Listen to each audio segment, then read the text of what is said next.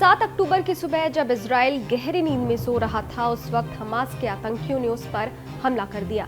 खबर के मुताबिक हमास ने गाजा पट्टी से इजराइल पर 5000 से ज्यादा रॉकेट दागे। इस आतंकी हमले में 22 लोगों की मौत हो चुकी है। हमले के बाद इजराइल के पीएम बेंजामिन नेतन्याहू ने इसे युद्ध बताया है और कहा है कि हमास को इसकी बड़ी कीमत चुकानी होगी। שהאויב לא הכיר, האויב ישלם מחיר שהוא לא ידע כמותו. אני קורא בינתיים לכל אזרחי ישראל להישמע בקפדנות להנחיות הצבא, להנחיות פיקוד העורף. אנחנו במלחמה ואנחנו ננצח בה.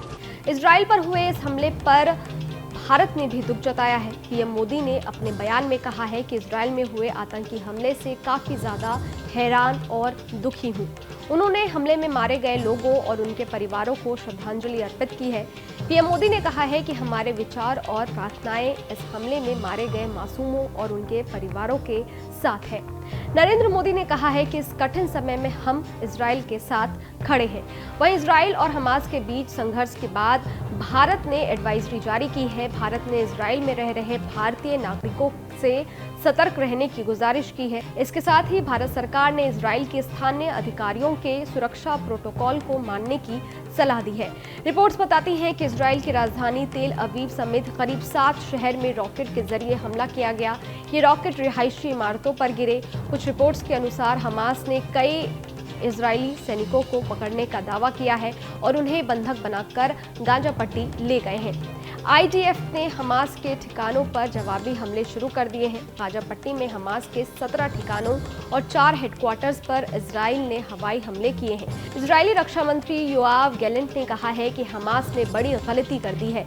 इजरायली मीडिया के अनुसार दक्षिणी इजराइल के कई जगहों पर इजरायली सुरक्षा बलों और फिलिस्तीनी लड़ाकों के बीच गोलाबारी हो रही है।